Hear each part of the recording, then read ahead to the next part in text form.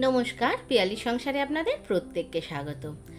আজকে আমি যে রেসিপিটা করছি সেটা খেতে খুব সুন্দর।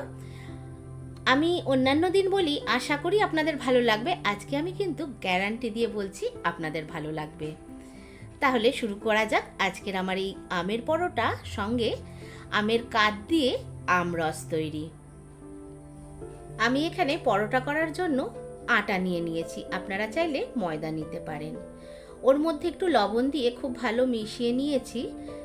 তারপর ওর মধ্যে পরিমাণ মতো ঘি, বড় চামচের 1 চামচ আমি ঘি নিয়েছি, সেটাও খুব ভালো করে মিশিয়ে নিচ্ছি।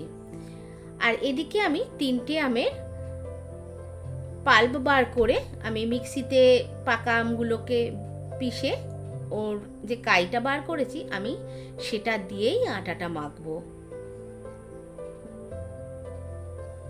আমি এখানে জল কিংবা দুধের ব্যবহার করিনি, আসলে প্রয়োজন হবে না যদি কাঠ দিয়ে মাখা যায়। আমি এখানে পুরো কাঠ দিয়েই মেখে নিয়েছি, ঠিক যেমনি আমরা আটা মাখি ওইভাবেই আমরা মেখে নিলাম। আর কি সুন্দর রং হয়েছে দেখুন। এরপর আমার বাটিতে যতটুকু ঘি ছিল আমি ওই ঘিটা একটু মাখিয়ে কিছুক্ষণের জন্য ঢেকে রেখে দিলাম।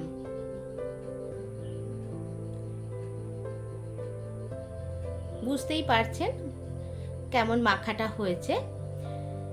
এরপর আমি বাকি যে কাঠটা ছিল ওর মধ্যে একটু এলাচ গুঁড়ো দিয়ে খুব ভালোভাবে মিশিয়ে নিয়েছি। যেহেতু আমার গাছের হিমসাগর প্রচণ্ড মিষ্টি আম, তো আমি কিন্তু চিনির ব্যবহার করিনি।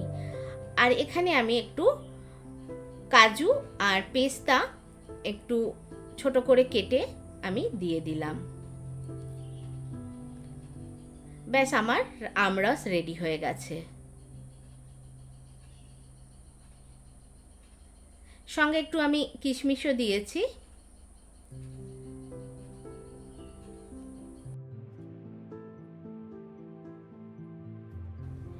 এদিকে 10 মিনিট পর আমি আটাটাকে খুব ভালো করে একটু মথে নিলাম।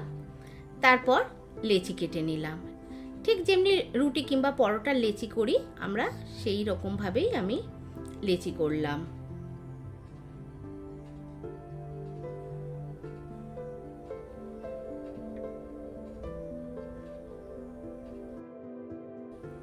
আমার এই চ্যানেলটিকে এগিয়ে নিয়ে যেতে আপনাদের সহযোগিতা আমার খুব প্রয়োজন। আশা করি আপনারা আমার পাশে থাকবেন। আর সাবস্ক্রাইব করার পর যেই বেল চিহ্নটা আছে ওটাতে অবশ্যই ক্লিক করবেন, তাহলে আমার যে কোনো ভিডিও আপনাদের কাছে নোটিফিকেশনের মাধ্যমে সবার আগে পৌঁছে যাবে। এদিকে লেচি করা হয়ে গেছে, আমি পরোটার আকারে বেলে নিচ্ছি। এখানে আপনারা আপনাদের মতো করে বেলতে পারেন, আপনারা যদি মনে করেন চৌকো আকারে বেলবেন সেটাও বেলতে পারেন। আর আমি এখানে একটু ঘি দিয়েই বেলছি, তাহলে বেলাটা খুব সহজ হয়।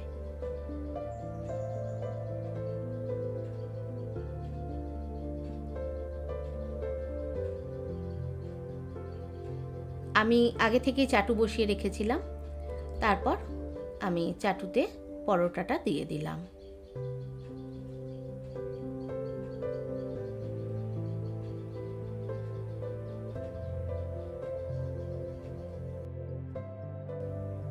এটা জলখাবারে কিংবা রাতের খাবারে কিংবা টিফিনেও কিন্তু এটা খুব সহজেই দেওয়া যায়। খেতেও ভালো লাগে আর খুব তাড়াতাড়ি হয়েও যায়। এরপর আমি চাটুতে দিয়ে দিলাম পরোটাটা, তারপর ভালো করে দুদিকটা আমি ঘি দিয়ে ভাজছি। আপনারা যদি মনে করেন রিফাইন তেল দিয়ে ভাজবেন তাহলে ভাজতে পারেন। আমি লাল করে ভেজে তুলে রাখলাম। পরোটা সবসময় চেষ্টা করবেন একটা করে তৈরি করার, কারণ একটা করে তৈরি করলে কিন্তু সফট হয় আর খেতেও ভালো হয়। বাকিগুলোও আমার এইভাবেই একইভাবে করে নিলাম। এরপর আমি আমরস দিয়ে সার্ভ করলাম।